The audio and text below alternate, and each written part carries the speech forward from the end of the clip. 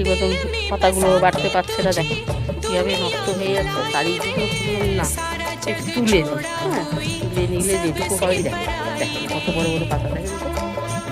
দেখেন পাতাগুলো এই জায়গা আবার জল দেখেন, মাটিটাও নরম, কিন্তু এই সাইডটা আপনি হাত দেন এই সাইডটা শক্ত আবার।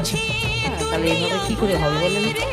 এই জন্য ভাবলাম না সাইডটাও জলটা ছিটিয়ে দেবো, অসুবিধা নেই, মাঝখানে জল দেওয়ার দরকার, কিন্তু জলটা তো মাঝখানেই জমবে। দেখেন এই যে অবস্থা, তার জন্যই আমি আরও বিশেষ করে গাছগুলো দেখলাম, দেখে ভাবলাম না এগুলো তুলে দেখেন কীভাবে পচে যাচ্ছে বলেন তো।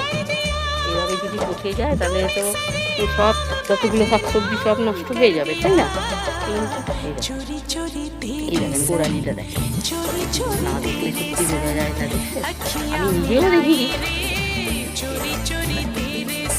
কীভাবে পচে যাচ্ছে। আর কি বলেই আর ভালো লাগছে না, এবার একটু রাখি, হ্যাঁ এত নষ্ট হয়ে যাচ্ছে আর